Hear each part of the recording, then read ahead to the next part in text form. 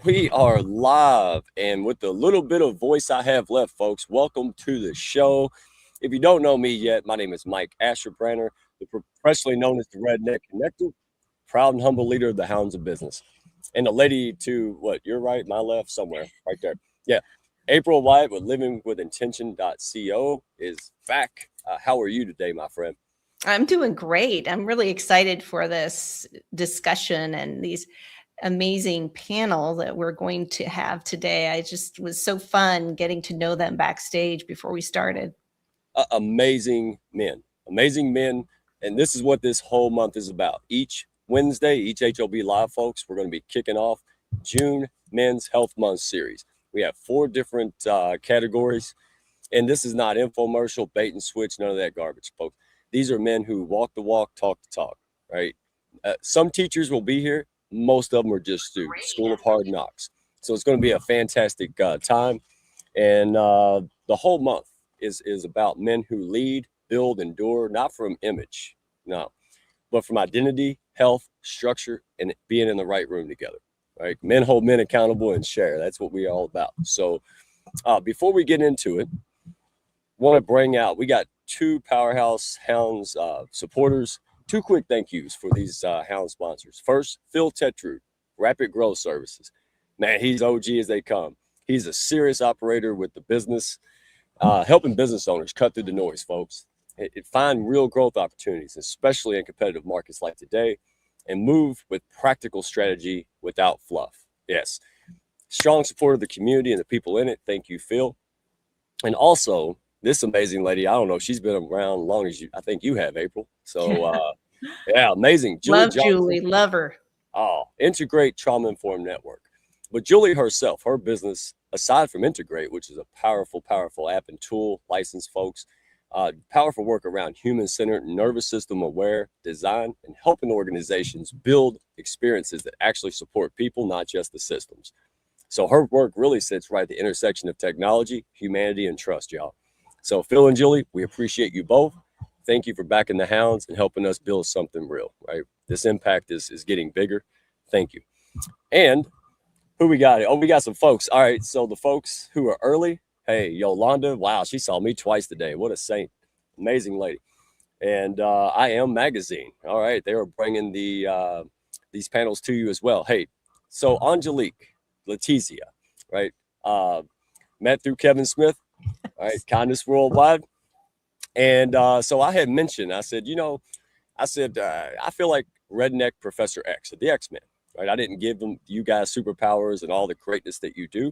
I just put them all together and make a bigger impact. So she goes to AI, Gemini, and makes the best picture I've ever seen come out of Gemini. Y'all ready? You can't unsee this once you see it, people. I'm just telling you. Cover the kids' eyes, y'all, or everybody's there. Boom.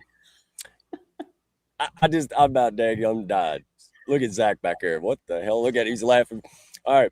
So this was a lot to take in. I thought this was fun. Apparently, I gave her my branding kit because I was like, this is good. Even my wife said, look, your hands are the same. So here's what I didn't notice, y'all. I have never grown my hair out. Never. And talk about a missed opportunity. Look, I'm rocking a mullet. I'm really having a problem with this. So any therapists out there, Julie, somebody help me because I could have rocked that for decades. Anyway, see, this is what happens, right, April? When you have friends and you do business, you can do it both. You should do it both, right? Welcome to the Hounds. What do you think? Where's the guitar? I know, that's what I said. Where's the guitar? Oh, my goodness. So we have a lot of fun, folks. So buckle up. We're going to roll the intro. And go to April White. Connect with her on LinkedIn. She still has a few more spots remaining for her Bali retreat. High performers, high achievers of all walks of life. Super moms, business owners, you name it. Go get those spots. You'll be blessed. So let's roll it. I won't hit the button this time. I'm good.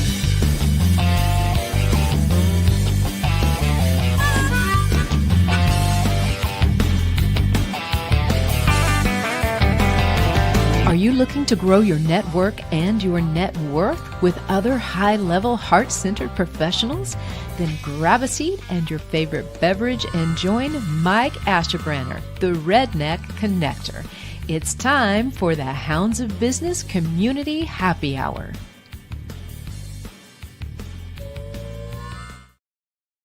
All right. Oh, well, they're already here. Well, let's go ahead and roll with it. But real quick, I want it to be, goodness gracious.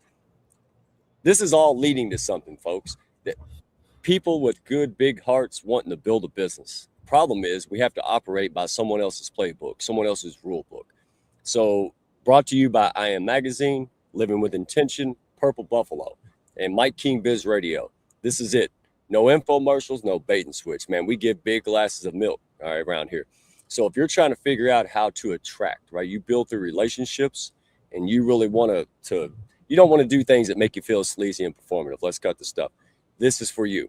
All right. Private invitation. You can go to my profile, Mike Asherbrenner, LinkedIn. We'll put it in the description on YouTube. Sign up, bring a friend. We're going to teach the good-hearted people the methods that you may not know that you want to convey outwardly. So that's it. And let me get to our esteemed guest. We missed Brian Wallace. Brian Wallace, we all went to the Innovate Summit. I left the house. Yes, I do that every 3 months now.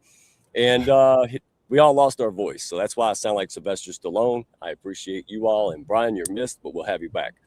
So let's get to the big dogs that we do have today, folks. I'm so excited. We have Zach Demopoulos, Dr. Shane Ram, and hey, we all know Hound Royce Blake, Mr. Radio Voice. So gentlemen, before I introduce these esteemed colleagues here, I'm going to reenact how I met Zach real quick. Oh, I don't remember this. So we're over here getting ready in Podfest in Orlando back in January. Me and Kevin, right? First time they showed a film documentary. So we go out there. I'm running around, I'm trying to get everything together. All of a sudden, this big shadow, like an eclipse, just walks up. He's a very tall man. He don't look it on the screen. And this guy looks at me, all right? And he goes, and he takes my badge and goes, and walks off. I didn't even notice. I was busy. Kevin's standing there. I just got on about it. So then after the viewing, right? It was the next day, I think it was. Kevin calls me. Hey, man, let's go. This guy's great. We're going to go eat. Would you like to go? I walk around the lobby and guess who I saw? Big Zach right there. Zach Demopoulos. Oh, so I did the only thing that I could do, right? I did the one thing I always do. Be me. I just said something crazy. Zach started laughing and it never stopped. Right, Zach? Dude, that was a great conversation, without a doubt. We had a great night, without a doubt. But I think I was looking for somebody, man. I don't want to defend myself, but maybe I was looking for someone. Oh, dude, we had a brilliant combo. You're in caregiving. My wife's in caregiving, and we had a natural, beautiful time. But no, it was all fun. So go ahead and tell the folks who you are, what you do, man. So first of all, what an honor and a lot of gratitude for being here. Thank you so much, Mike. You are the King Hound, and I'm trying to get that visual of you sitting on a wheelchair, or at least it looked like a wheelchair with big mag tires on it. But I just I'll get over it. I'll get over it slowly. But so I'm Zach Demopoulos. I have a company called Invisible Employee Advocates. I'm a caregiver first. I care for my mother, long distance. She's in North Carolina. I'm in New Jersey. We make it work. I see her every other month. She's my pride, my joy, everything I do it because of my mom. And then I'm a caregiver advocate. What does that mean? I try to speak up for employees who have to deal with a job as well as caring for a loved one. Why should somebody have to choose between the two? And what I try to do is help employers make sure that they create a culture of care. I'm also a grandfather of 4 kids, one more coming in August. I'm a father of 3 kids, and I'm a husband of 38 years. So that's me, all in a nutshell. Man, yeah, that's clarity right there. You're a good dude. I appreciate you being here, and you do have a heart for others. So caregiving, no wonder you're good at it. Which brings me to Hounds resident, this guy, Royce Blake. Poor guy, I always spill the beans. I say it all the time. I said on career day, it was over. As soon as he spoke, man, he has a voice for radio. So Royce, take it away, my friend.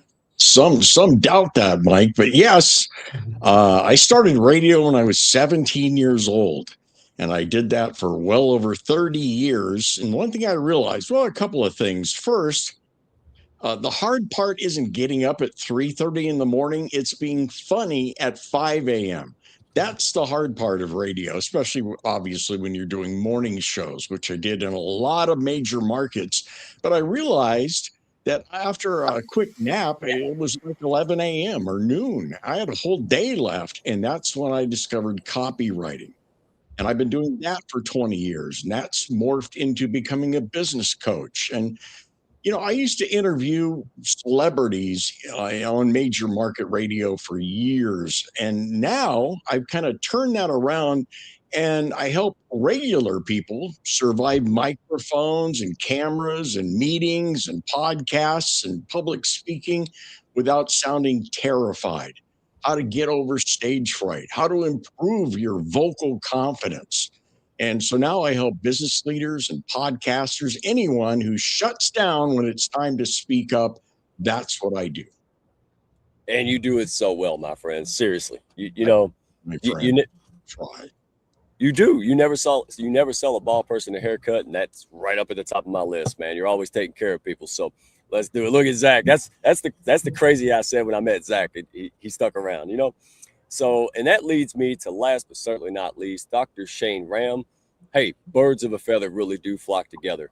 I met this guy through the one and only Dr. Pollyanna, NLP Institute, and enough said. I met her at PodFest. She didn't scare me like other people, but yeah, she was the lady who said, stand up. And I just did it because, hey, when I've been married 24 years, man, when a woman says do something with authority, I just do it now. And it was the best experience and just like amazing. So I met you through her, Dr. Shane. You're a good man. You have a great message and you are going to make it to the top. Tell the folks, brother.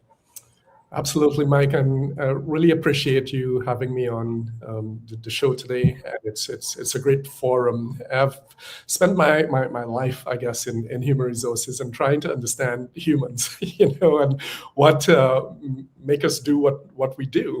And I think I finally cracked the code. And what I have used that knowledge to do is to create and design leadership systems that create sustainable behavior change so that it lasts when people are under pressure, because that's really when leadership is most tested and when it really gets the opportunity to shine. And incidentally, a lot of people don't shine in those moments, which ends up creating the sort of crisis that we have in leadership. After so many years of emotional intelligence, the hot topic today is the toxic workplace, burnout. So really understanding what's happening at a deeper level and helping people to make that switch so that, when we become better leaders, I believe that we have such an impact on so many other people that, they can change the world. Yeah. And you're doing it in a sensical way, a practical way of he never uses doctor speak. Thank goodness. I mean, I understood everything the man said. I was like, dude, you're going to make it because people want to know, right? If you're not a mechanic, Zach, you don't mess with the car. You don't mess with the engine. This is what Dr. Shane's about. He's like, hey, understand how you operate. It's going to be better. I love it. So let's dive into this. And folks in the comments, hey, network. We don't pitch slap with a P, but you're here. It's late. I'm sure you have kids, business. Thank you for being here. Invite a friend. These are amazing folks, and we love you. We appreciate you being here. So let's get to it. Zach, we'll start with you, my friend. You've lived high-level work and high-level career giving, man, caregiving. Where did you learn the difference between identity and image? Was it cut and dry, or did it kind of blend? It's got to be a hell of a story. Oh man, I can't be as funny as you with your quips, but I got to tell you something. When you ask me the difference between an image and identity, I got to think about the chicken and the egg. What was first? And my dad, I could just hear him. He's pictures of him all back there. He was also rest in peace, Pops. He was also my big time mentor. I learned everything from him. I worked with him when I was 13 years old in a restaurant till I was 21. And he taught me that image is really never near as important as who you really truly are. He used to say something really funny. He didn't say a lot, he didn't have much. He didn't have a sixth grade education. He was a police officer. And then he came to America, the immigration dream, and, started a restaurant. But he never spoke a lot. But when he did, you'd listen. And he would say something like, Zach, does the suit make the man or does the man make the suit? So, not as funny as yours, Mike, but he was there. He was up there, Sounds like my grandpa. Wise right? man. Yeah. Right. But if you think about it, caregiving, I was drafted as a caregiver. When I say drafted, I mean it. It was basically a 3-minute phone call in 2006 when my beloved father had a major stroke at 78 years old. And the thing about caregiving that I've learned, which makes, again, so appreciative you brought me here this evening, is that caregivers don't use titles. In fact, most caregivers don't self-identify, which is also a problem, which we can talk about. But there are 63 million caregivers in this country. 38% of them are men. Everyone thinks, oh, no, this is mostly a middle-aged woman doing this, and that you couldn't be further from the truth. And so that's 24 million men, which, by the way, that's more than the state of Florida population. So who are all these men, right? Well, they're the men that you see that have labels like CEO and manager and engineer and doctor, but they don't have a label that says caregiver. I know I never wore a label that said caregiver. I was invisible to my employer, to my manager. In fact, when I became visible to my manager, because he finally said, why do you keep going back and forth to Charlotte? What's going on? And I said, well, I told him a little bit about what was going on with my dad and why I needed to be down there.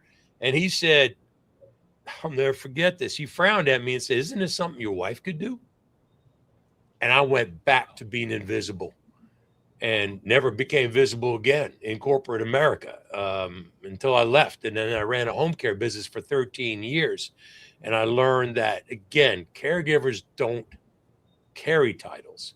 They do it in reverse. They build their character, and you're doing it on the job. You're talking about baptismal by fire. So if you think about what a caregiver has to do all the time, navigate crisis, resilience, advocate for people. These are all skills. When I was in HR, I'd want to hire them, wouldn't you, Mike? These are people that you want on your team. I feel the same about veterans. Yeah. Exactly. Same Absolutely. qualities, Right. So, but here's the issue with men, which we're talking about men, right? And we're all guilty of this. We don't like to talk about this stuff. I don't think I shed a tear in public until I have 3 kids, 2 boys and a girl. When that baby girl was born, I can't explain why, but that's probably the first time I shed a tear in public. And so we're like tough guys. We try to stand behind the title. We don't talk about it at work. And that's a problem, because if we don't share, then how are we supposed to be seen? How are we supposed to be heard? And mental health, emotional health, financial health, and physical health are all negatively impacted as a caregiver. And as a male, if we're not sharing about what we're doing, then those are going to impact us even worse. You're going to say something, Mike. Beautiful. No, I just don't want to forget it. That you hit the nail on the head. I know these gentlemen, I assume they couldn't wait to speak up. You hit the nail on the head. We wear so many hats, and there's so many kind of taboo expectations. You don't run up to your buddy and go, hey, I'm having trouble, and we should. And we are men. We don't cry over stupid stuff like spilt milk. But caregiving, slowly losing a loved one, even if you're not an official caregiver, you're caring for, a lot of us are caring for aging parents, right? So I love what you said. We do need to have these dialogues, and that's why I'm excited to have you gentlemen here. Dr. Shane Royce. Dr. Shane, I feel like you have a lot to say here. I mean, it's like handed it to you. I was going to ask a question, but I don't feel like I should. You all have thoughts with this? Absolutely. And I think that it's, one of my close friends recently started a business in terms of caregiving. But in terms of that question of identity and image, I think it's possible as well for us to straddle between both of them. And so before I figured out there was something called identity. And when I look back at my life, I remember something specifically where, I was in corporate and someone said to me, Shane, you're bright, you're super intelligent. Why would you, have this job? Why don't you go open a business? And this was in the 1990s. And in those days, all I could have conceived was a brick and mortar company. And the picture and the image that came up in my mind was, I'd have to, be there before everyone else. I'd have to open up. I would have to sort of look at everything, manage the operations for the whole day, and then be the last one to leave. And I had some flexibility in my job, but that image, came up, and it was like, I'm not going to do that. But later on, when I did the identity work, I realized that,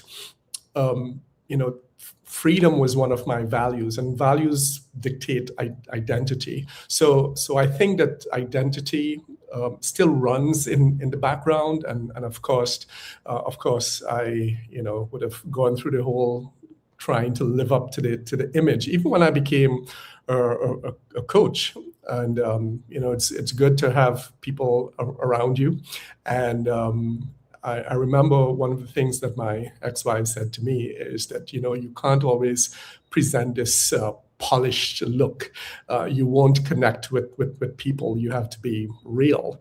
So that's how I, one experience that helps me to identify the difference between coming from identity and coming from image. So values that led to, building your identity. Yeah. And see, that's what happened to me. Then the identity took on the brand from the help of Tanya Eberhardt. So it wasn't a costume. The costume was the suit. That was the ironic part, Zach and Royce and Shane, Dr. Shane. I did Larry the Cable Guy in reverse because of what you just said there. Now, if I only known you gentlemen 4 years ago, maybe it wouldn't have been so damn painful and long. But the point in reality is, you get to define success for yourself, right? I didn't know that. There's so many of us, especially men, coming together and kind of reinventing, right? Revamping. A lot of us are successful, but we're not happy, right? Zach, we talked about that. You had a good corporate job, but no harmony, that kind of stuff. It rubs us the wrong way. And I applaud your courage, gentlemen. I know how hard it is to go out there and build a business and be original and get knocked down several times. And because correct me if I'm wrong, Royce, you've reinvented a lot of times, man. You went from a powerful career and reinvention, and starting over is really tough. So you get highs and lows, right? You doubt yourself. And that's, we stay up at night and our brain just goes nuts, right? But if that's a good thing, because that's the important. I was worried about sales and funnels and marketing when I should have been more concerned with who the hell do I want to be when I grow up, right? What do I stand for? Because once you build that foundation, everything gets much simpler. Not easier, simpler. I know what I do want. I know what I don't want.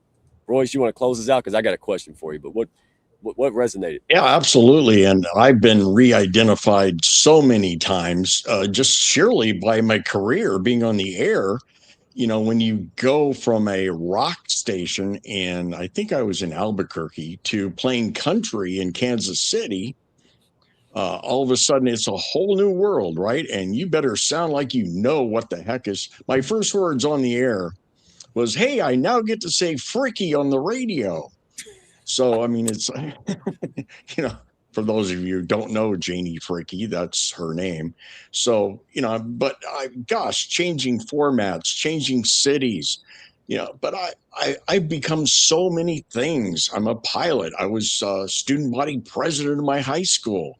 I've been fired, never personally. It's always been, guess what, guys, we're going country, or the station was just sold.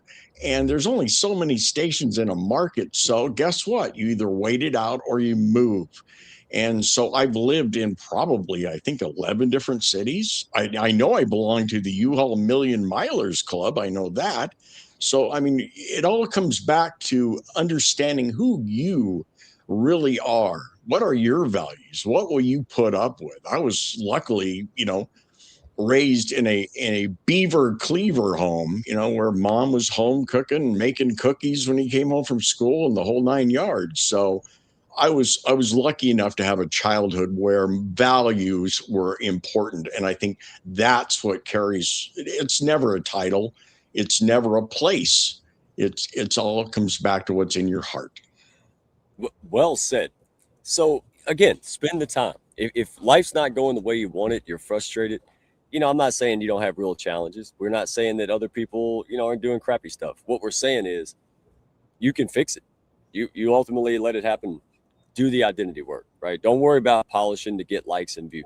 Figure out who you are, who you want to be, go for it. And there's 3 examples right here. So Royce, I'm going to stick with you, man. And we're going to move on, talk more about voice, presence, and, leadership, form leadership. Oh gosh, let's see. You can hear when someone is performing confidence versus, who they are, right? You're performing like, I'll be honest, I'll be completely vulnerable because that's what this show's for. I spent so much time learning how to be confident, Royce and Zach, Dr. Shane. I read books, watched all the videos, right? Charisma. And then the weirdest thing happened not too long ago, like a couple months ago. I actually became confident. And then the things that I was saying, I was like, wait a minute, that doesn't fit my confidence, right? Like, oh, does that make sense? 50. Well, that's not a confident thing to say. So that's why I want to start off with you, because if anybody's seen that, done that, and helps people with that, is you.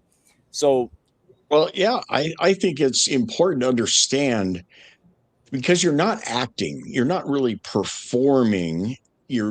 People are afraid of being judged. That's human. That's why we're afraid of public speaking. We're not really afraid of our next sentence or the paragraph we might forget. We're afraid of being judged. And I keep telling people, I mean, you think they're worried about your next paragraph? They're thinking about their hair right now. Don't worry about them. Just come out and be real. Be yourself. One thing I always notice with people trying to perform, trying to be confident, is 9 times out of 10, they're loud. They're way too loud. When real confidence comes from being clear. I mean, I've interviewed Bruce Springsteen, Billy Joel, Rudy Giuliani. I mean, hundreds of people. None of them were loud. They didn't have to perform because, hey, we know who they are. So if you come to a place, whether that's an employee or a vendor you're trying to win over or whatever, be real, be confident. But you don't have to put on a suit of armor, because your clarity is that armor. And they'll appreciate you. Totally be honest. No one's judging you. They're not. They're thinking about themselves. That's the world. The heat on this guy. I mean, think about what we talked about earlier, right? Identity, Dr. Shane, right? Figure out who you are. And it's not static. It changes. But get the baseline. Like, hey, this is what I value. And then guess what? Then your confidence goes boom. There was a high-level man at the Innovate Summit, Brian Wallace. Steve, he's going to be presenting the Clarity, King of Clarity, Steve Woodruff. Amazing guy. I remember he walked up to me and he says, oh, man, he says, 2 of my slides, some of his slides wasn't coming in. And I said the same thing somebody said to me on that note, Royce. I said, you know what? We don't know. We'll never know if you missed the slide. Just go for it.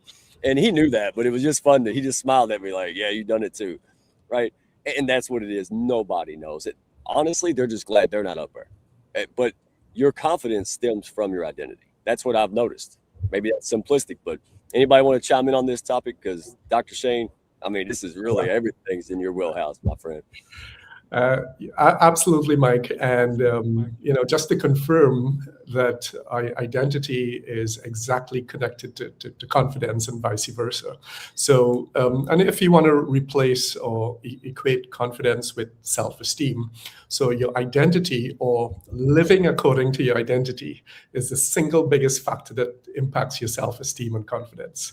So I think it's really important to do the work, and it's easy enough work to do because it's you to understand that and really ask yourself after you figure out who you really are based on a value system.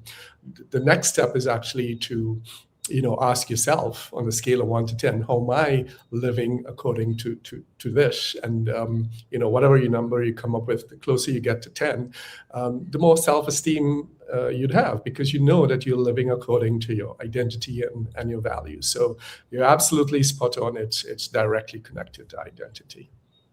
I want to get back to you and Zach. I want you to chime in, but you hit something that just sparked in my camo hat here. Royce, how does because again, we're talking about the distinction of trying to be more polished and trying to be in general versus learning how to be, right? So how does your voice change when you're trying to be liked? Because people can smell it, right? Even if they can't pick it. This is your wheelhouse.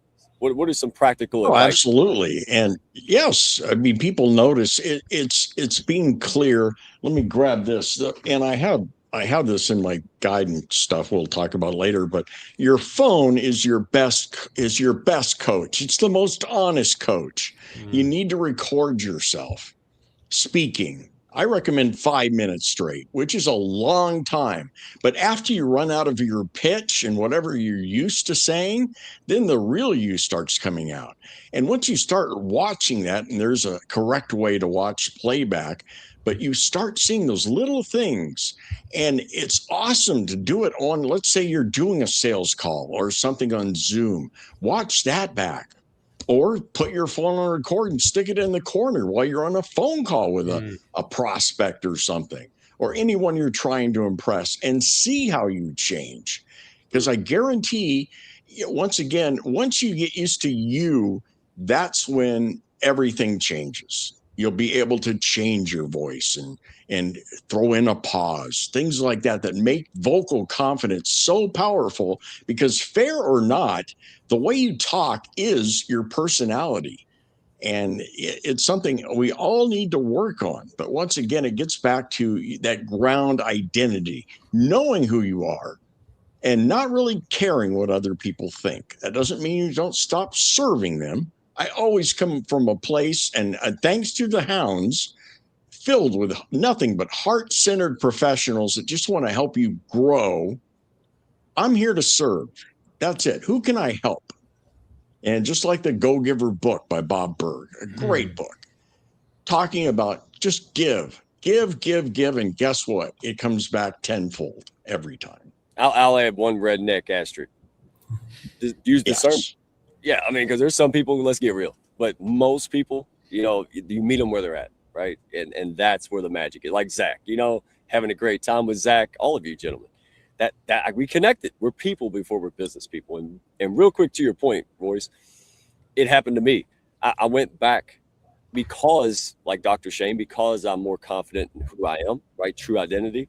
Now it's not so painful to go back and watch blooper reels of my sales calls on the Fathom. Now I look at it like a scientist, thanks in large part to Curtis Rivers and April Wyatt, right? Because I'm zoom out. I'm not a chess piece on the board. I'm the chess master. Listen, I want to get better. Ego's got to go, and your identity strengthens, right, gentlemen? Your ego goes, and that's the beauty. So I can watch and go, "Wow, I did that great."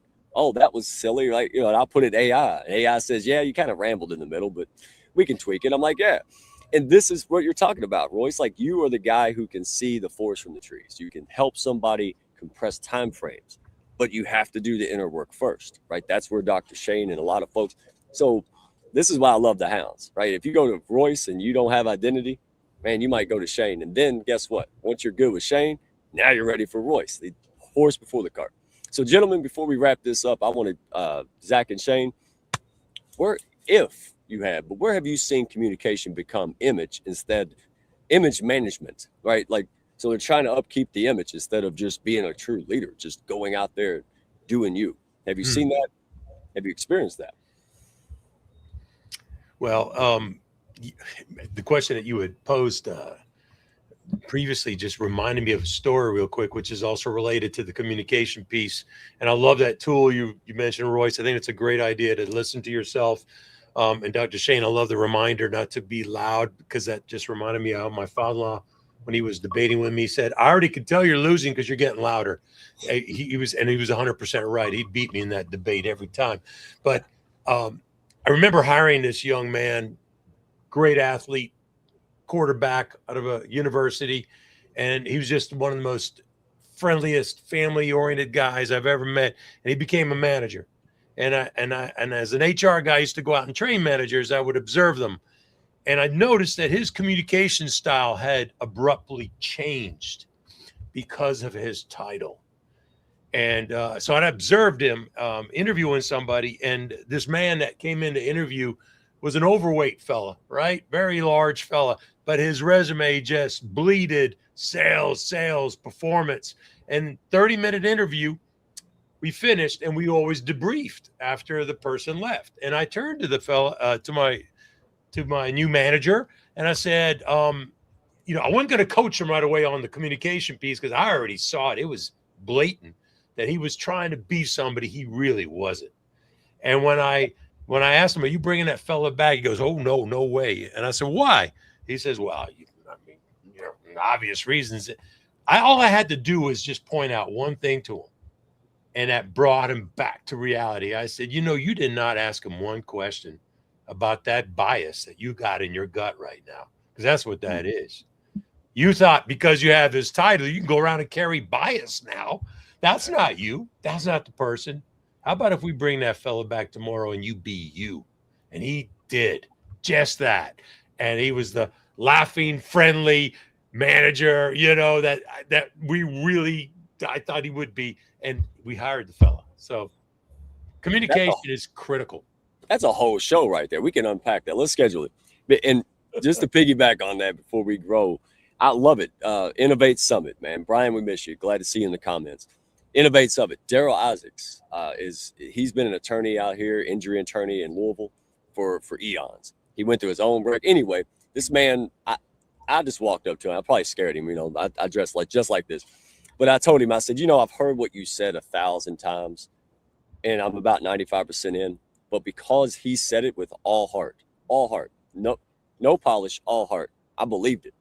And to your note, one of the most powerful things he said, Zach, and this is the power of men out there. When you say something tough, it's not out of ego, right, Dr. Shane?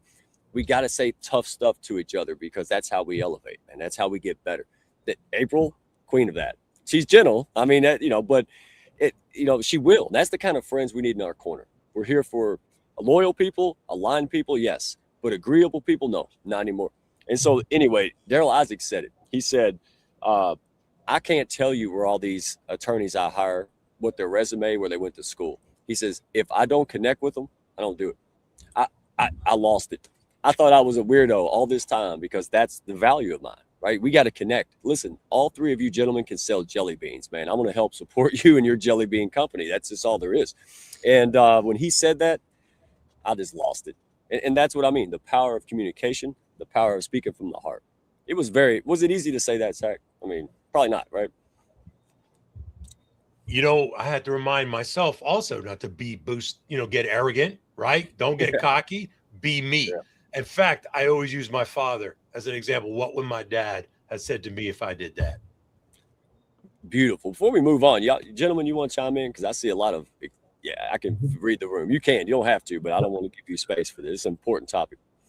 I wanted to jump into that question, Mike, about where communication becomes image management instead of leadership. And, I've seen it all over, but I want to give a counter example where, coming from vulnerability left a lasting impression. So it was in a leadership program where the facilitator was asked the question, and she said, "You know what? I don't know." And that has stuck with me for a long time. And I have so much respect for that person to say, as simple as it is, I don't know, right? And that has to do with that. And I know it's a woman, we're speaking about men, but nonetheless, it's how we operate as humans, right? But that comfort and confidence leads to comfort, which leads to quiet. Okay, so she was so confident in herself that she became comfortable to say, I don't know. And that's one of the things that I aim to get people at, which I call nervous system sovereignty, that you are in control of yourself, that you're able to be vulnerable and give the right answer. And one of the things that always remember, it's the V from. Woo, Bless you. I'm sorry. The V from Lisa Nichols, and it's like, this is who I am, and maybe you get presented on a stage, and then she talks about the V, which is, go down to the deepest, most challenging part of your life, and then, how did you make the change for the other part of the V? And she said when you get down there is when you really connect with people. It's not up here with all of the accolades. Is when you talk about your transformation, and that's where people connect, not up here. And that has always stood out to me. Zach, Royce, I'm not going to mess that up with any redneckisms. Yes, sir. But I will piggyback. I will piggyback, because this is why I was so excited to have you on for this segment here. Talk about nervous system behind the title, behind the performance. And again, we're not knocking it. I mean, I'm a dad, I'm a redneck, I'm a leader, all these things. But boy, again, Curtis Rivers, lots of folks, Julie Johnson, of course, April Wyatt. It was phenomenal. So, Dr. Shane, let me ask you this. What happens inside a leader when identity is built around performance, control, or title? Because it happens far too, especially in corporate settings. But in general, what happens inside a leader when that's built around those things? What's the fallout? What's the negative consequence we just don't think about? Okay, that's a great question, Mike. So when a leader builds identity around performance, control, title, something specific happens neurologically. Okay, so the nervous system stops treating it as professional attributes. It starts treating it as a survival requirement.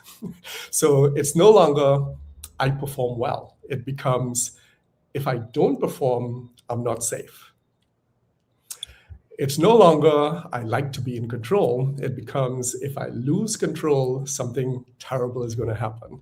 So the title stops being a role, and it starts being the answer to the question, who am I? And the moment that shift happens, the nervous system will defend those things the same way it defends a survival threat, which is automatically, and it happens before any conscious choice is made. Okay, so what happens is that internally, the nervous system is encoding that identity construct in the same circuitry, if you want to put it that way, as a threat detection. So when someone's identity is challenged, what we call the prefrontal cortex, or system 1, goes offline. So the thinking brain shuts down. And what we see from the outside is that, he's a leader. He should have known better. But that's true. But what is actually happening internally is that part where you should have known better, the system 1, the prefrontal cortex, goes offline, and the survival system kicks in. And that is really what produces the behavior that derails careers and makes organizations feel unsafe. So that's what happens, internally. How it looks like from the outside is the leader who cannot delegate, for example, because delegation feels like a loss of control, and a loss of control feels like danger. So the leader who receives feedback as a personal attack versus information, they would see it as a threat to the survival system. So that's really what is happening internally, and then that is what manifests externally as behavior. Because when, for example, someone holds a position, holds on to that position, it's not because they're political, it's because that title becomes their scaffolding, so to speak, where their entire sense of self is built on. So that is what is happening internally. And what happens too is that, most of the leadership development systems really miss that. They try to change the behavior. They give, frameworks, tools, models. All of those are useful. But as I say, it's like giving a map to someone who's having a panic attack, right? The map is correct, but it's not what they need at that point in time. So that's why it's so important for leaders to develop, what I call nervous system sovereignty, to be able to manage those things. And that shift takes a different kind of work from the typical things that happen in the typical leadership development intervention. Previous Mike has egg all over his face because, and again, I'm not saying that for any other reason than to give other people permission to just get real. Because once you see it, once you're not scared of it, whatever you're feeling shameful about, just face it, folks. Because a lot of this, Dr. Shane, correct me if I'm wrong, it's biological. Like we're always talking about psychology, but anything I learned from April and a lot of good folks was, it's we're not even aware of it. It's subconscious. And so when you bring it up, it's like the boogeyman under the bed. We run from it. We drink, all these kind of things. We treat everybody bad, or we're grumpy all the time, right, Zach? And then, not that you are, but no, but we do that. And that's the sad part. Because when you actually look at it, it's like, I was scared of this, and that's what's so powerful about this. So let me ask you real quick, because I want these gentlemen to chime in, have to ask, what's one tell, right? So someone looking inward, they look at themselves in the mirror. What's one tell that you're leading from ego instead of center, from that true foundation, Yeah, well, you can't look yourself in the eye. Yes, you're talking about the mirror because it's not true.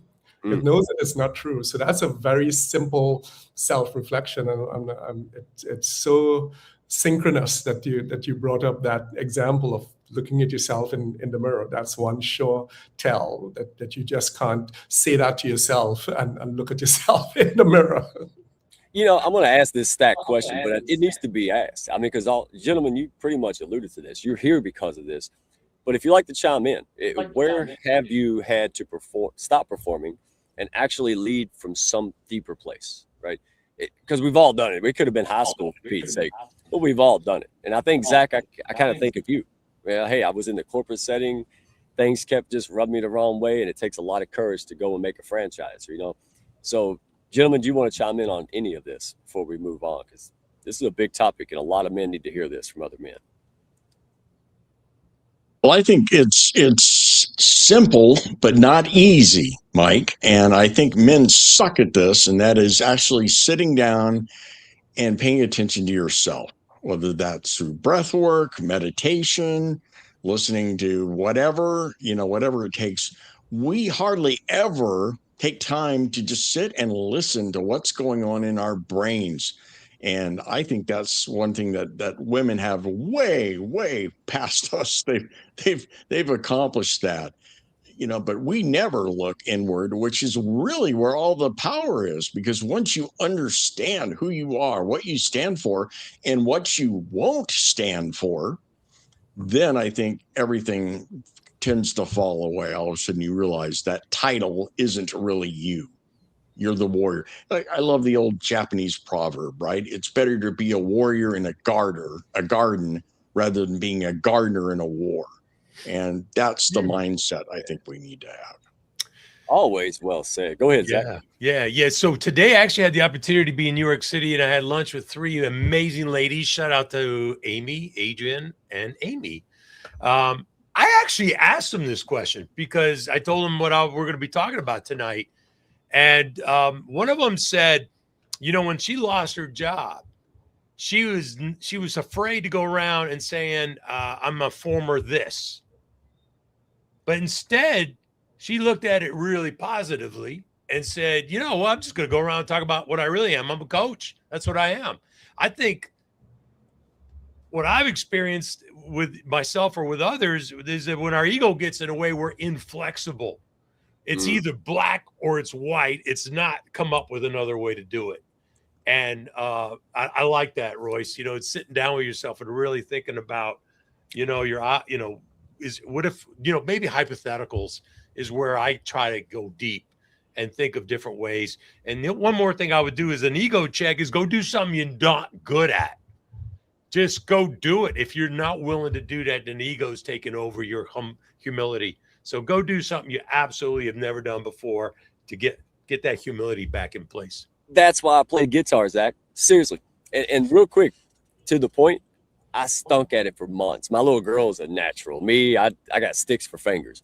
Anyway, I just kept at it. All of a sudden, just a couple weeks ago, I could belt out Lenny Kravitz's Fly Away.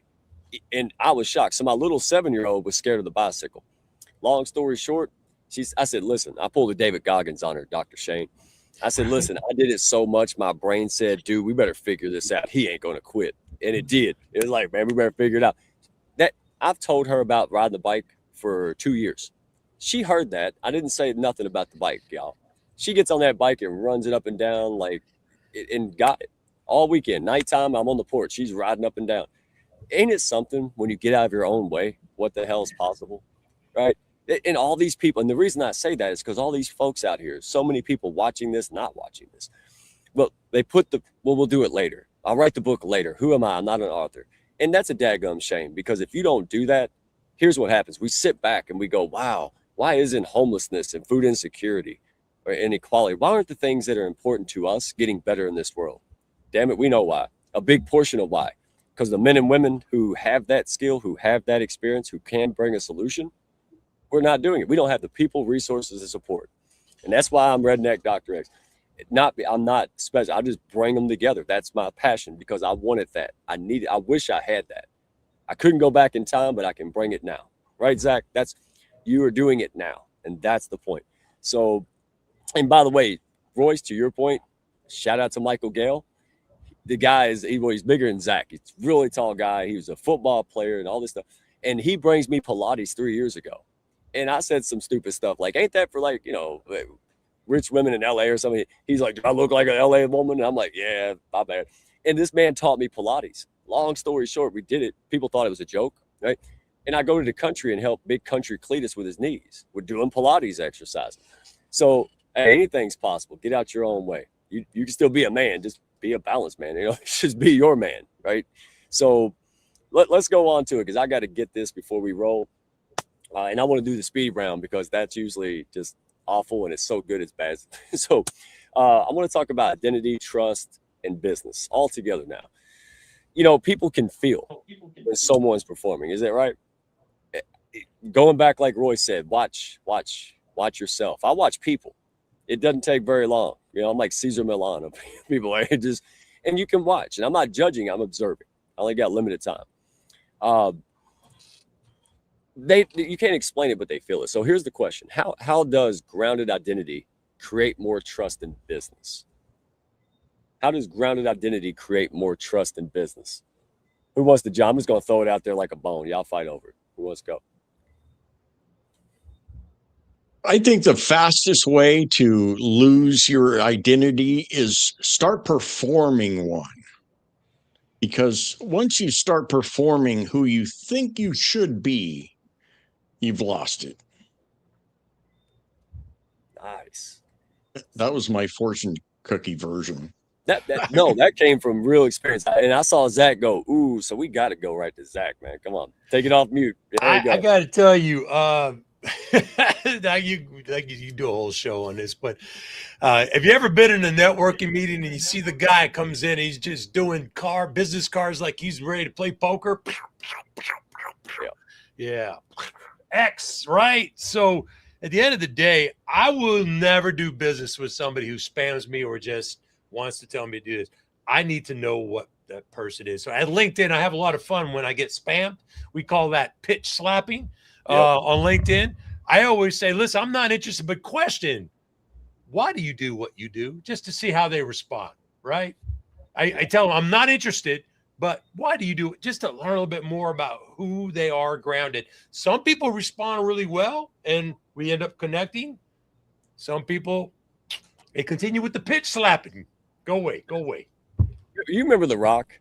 Remember he like, what's your name? And they're going to say it. And he goes, nobody cares what your name is. That's how I feel when I get these DMs. Hey, what did you like about my post? Dude, that was yesterday. I can't remember what I did 5 minutes ago. And it's about you. Like, I got things to do. And it's human nature. That's it. Yeah. So understand human nature. And it took me 3 weeks to reach out to you, Zach. Even after we had that combo. Because I knew if I played that, oh, hello, Billy. And, I called you when we had something to talk about. You shared with my wife. We built that, and here you are. So I want folks to know we're not bragging, but this works. you don't have to use McDonald's, these kind of tactics for something that isn't congruent with what your methodology is. Hey, and by the way, tip for everybody out there: next time you do a LinkedIn DM, be grounded. Do something like really crazy, like, by the way, I've got twins and I've got to feed them, so that's why I'm reaching out to you. See what happens. What do you got to lose? You ain't got nothing to lose. Yeah, Dr. Shane. Absolutely. Yeah, that smile says you got something to add. Go ahead, brother. Well, I don't want to miss the opportunity, since we're talking, to men tonight, is that to get more men to really do the work. I think we need to not blame them, not point fingers to say, look, you have an ego, because what is really happening below even what I explained is that people are trying to protect themselves in the best way that they know how. Okay, and if we're open enough to say, hey, that's okay, right? I see you. Okay, I think people would be really, really, open to making a change. But as long as we attack and bash people for it, because truth be told, they don't know what they're doing. It's all unconscious. It's very hard for adults to accept that. But I think that the more I read Carl Jung's statement that unless you make what is unconscious conscious, you will go through life and call it fate. I think it's so important. I remember, top hypnotherapist from the UK, Marissa Peer.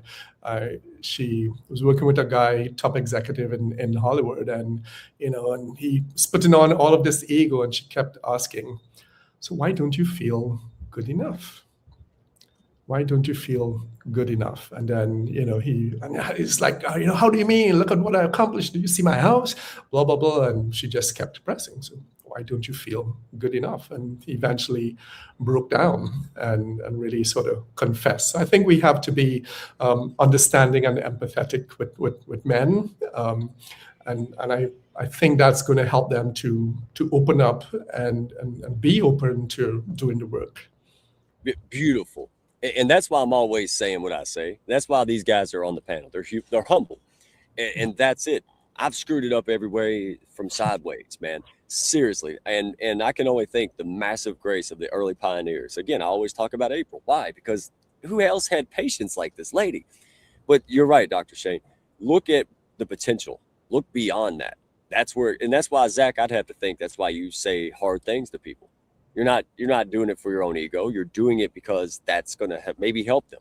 Or maybe they don't want to hear it yet, but then 2 years later, that seed sprouts, and they go, I had a mentor call me a jackass a long time ago. I'd never forget it. He was right. It took me a while, but I was like, you know what? He's right. Thank God that man said that, because I could have repeated that pattern. So we're not judging. You're absolutely right. But we do want to make sure you're getting to the point. You're being truthful. And because that's where it's at. So, there you go. I love that. Support each other, but we're going to hold each other accountable. You can't bullshit a bullshitter, right, Zach? Right, Royce? Absolutely. Well, welcome to the pack. All right, so we're going to close out. Thank you all for staying a little bit late with us. Thank you for the engagement. I know StreamYard might be having issues. I had 2 calls. Are you live? I can't comment.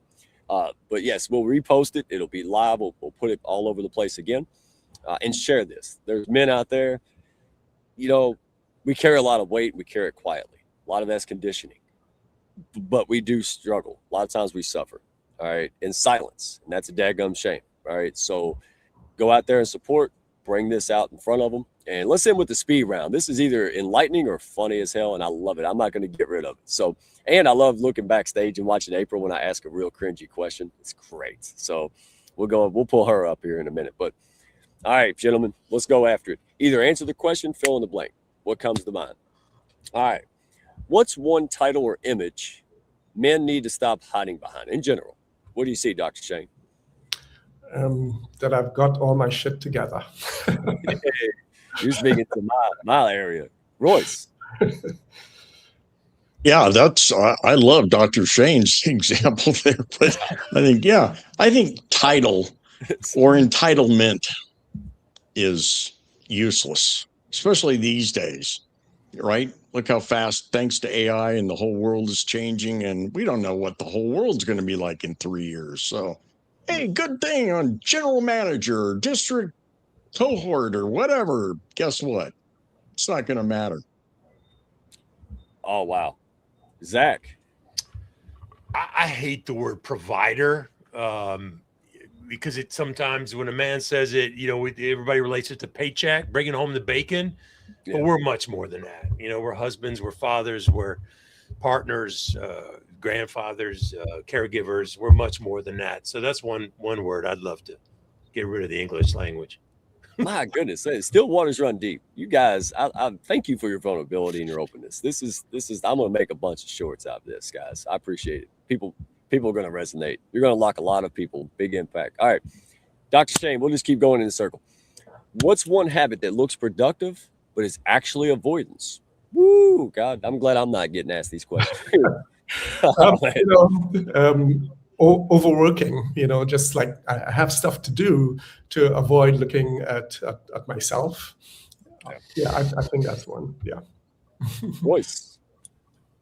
In this day and age, there are so many distractions. Like, I've been at a point where I knew I had a job that had to be finished, but I really didn't want to do it. And so I decided to, my keyboard needs dusting.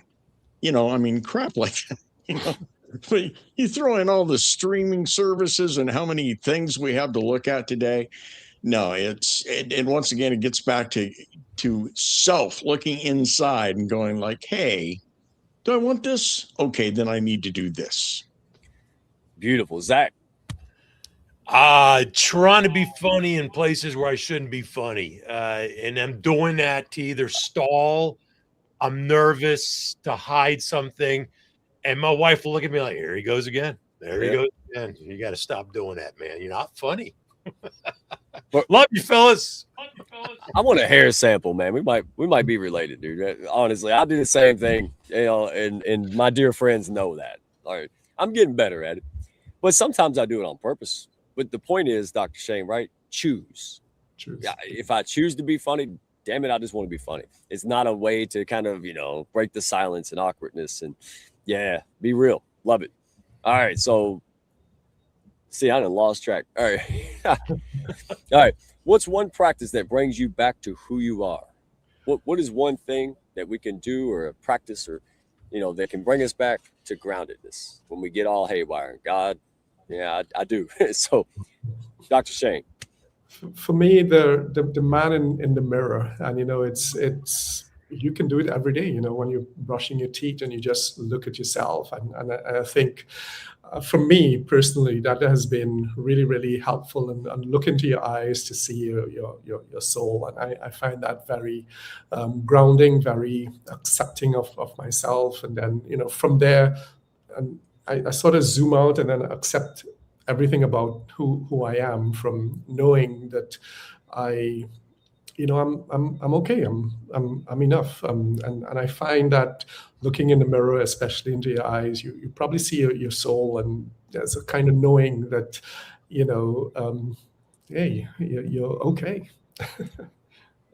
Beautiful. Royce.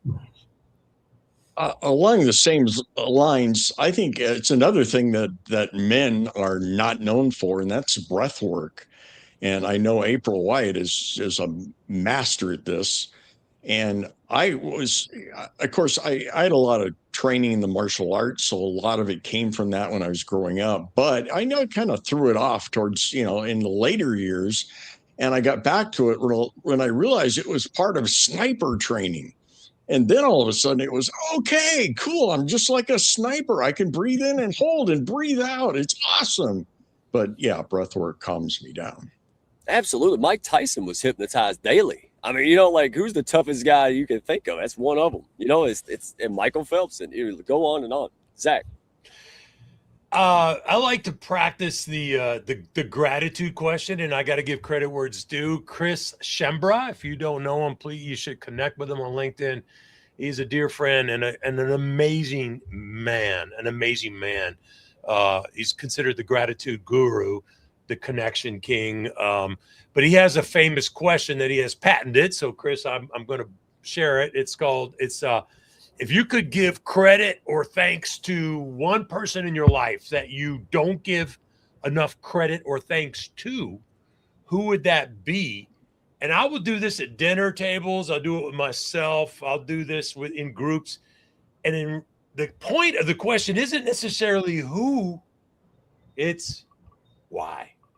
Why do you really feel like you need to thank more? And it opens up relationships and things that you never ever thought about. And I tell you, I've sat around a room with Chris Schember and there's tears. There's men with tears talking about, people that, they're no longer alive that they wish they could have thanked more. So. Oh my goodness. I'm going to jump in on this one, folks. Oh gosh. I'll cut the list like this. It's like this, but at the top of it, April Wyatt told me a long time ago, right before I understood these things. She said, go put your toes in the grass, after I ranted about something for probably 30 minutes. And I laughed because I'm like, she assumes I wear shoes, right? I mean, come on. And they're always in the grass. Well, I get it now, right? Breath work, present moment, right? Looking at things, not just that one way, not with that tunnel vision, turning it around, looking at it. Oh, everything's on fire. Is it really? Like looking at it, whether you feel like an imposter or you feel like, ego feels, it works on both ways, right? I sat there at the Innovate Summit and that imposter syndrome always creeps up every now and then, even if and I went, that's not it. Look where we're at. We're sitting in a $2 vest and a camo hat around people who are heart-centered and innovators, that. And then when I get, big headed, I also realize it can go like this. Right? You're not here to be served. You're here to serve. So I love it, gentlemen. All right, last one. One sentence, fill in the blank. And this is just no wrong answer from your lens, from your experience. One sentence, all right? Real leadership begins when blank.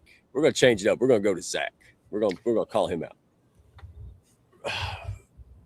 When somebody voluntarily follows you, emulates you, has done something that you've done voluntarily. That's it. Defines a leader. That's a leader. Wow. All right. Let's break sequence. Royce? I think it's when you realize the best way to grow your business is to grow your people first. Woo, easier said than done. Trust me. Every day, I feel like I'm right a finish line, and it keeps moving. The closer I get, the farther that finish line gets. But that's life. I'm no longer intimidated. Man, good one, y'all. Leadership begins, in my case, when you quit giving a shit about the wrong stuff. Seriously. I cared way too much about so much. This has to be perfect. That has to land. Listen, I'm a human. I'm not perfect. It's like knowing an ark. How am I going to build an ark? I'm not. I'm the visionary. Now I attract ark builders, y'all. That's it. You build it and they will come. Remember that movie, Zach? Field of Dreams, baby. Build it and they will come. Well, how? Just build the damn thing. I got a picture of Moses in my head right now, but go ahead. There you go. He don't have a mullet in a cap either. All right, we'll go there. All right, so don't make no more AI pictures. Only one a year. All right. So, gentlemen, I appreciate you. Tell the folks where folks can find you. You have free resources. You have shows galore.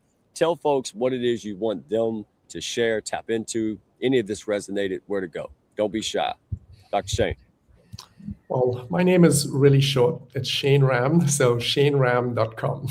You'll get all their contact information. You'll see, my blogs and further contact information. So that's the simplest way. And do it, folks. This guy, man, he is just phenomenal. I can't wait to dive in anymore. Thank you, Dr. Pollyanna.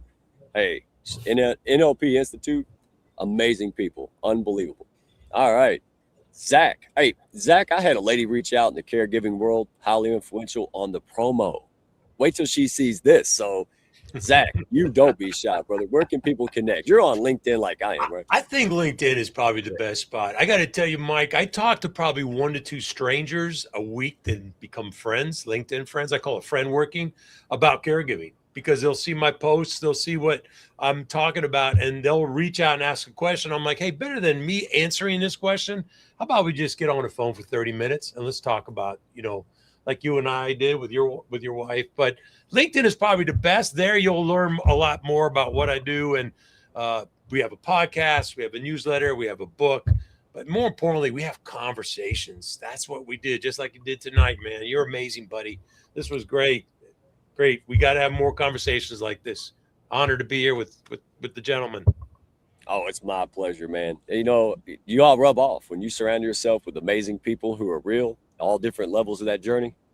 Anything's possible. Royce, dear friend of mine. Absolutely.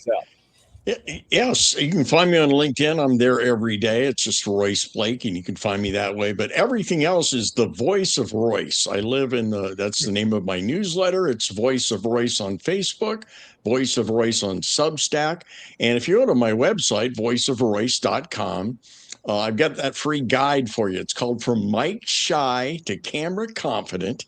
It's a really fast read, but it'll teach you how to record yourself and, most importantly, how to play it back, because there's specific ways to watch yourself.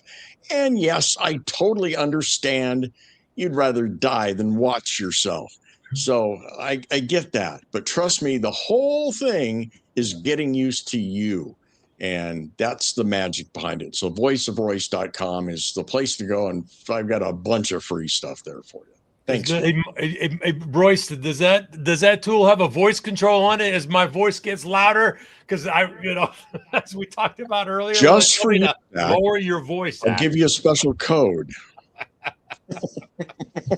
Oh my goodness, gentlemen, you have been absolutely amazing. April, if you want to pop up, since we said your name like 5 million times, you amazing lady, feel free to do so. I always pull her up when she's not ready, so I always give her advance notice. But gentlemen, it's been an honor, privilege, pleasure having you on this show, sharing from the heart, sharing concrete things.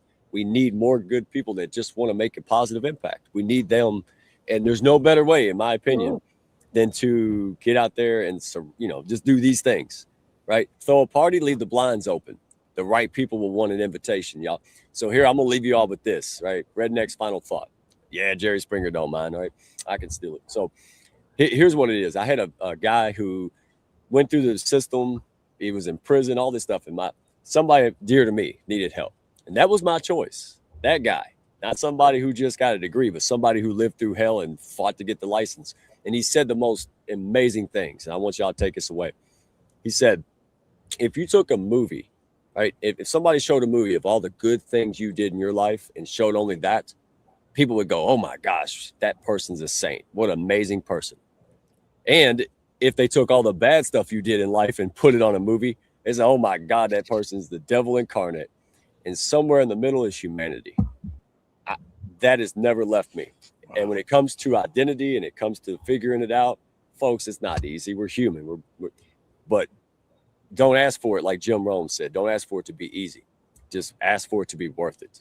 And that's it. You gentlemen live that life. You talk the talk. Thank you for sharing. And I cannot wait to continue the combo. And I don't know, maybe April, are you able to come, or you having issues?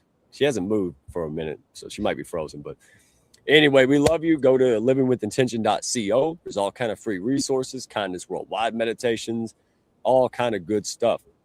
Nobody will even notice. Just go sneak on the website, go out there, pick out some stuff. Well, and that's real quick, gentlemen.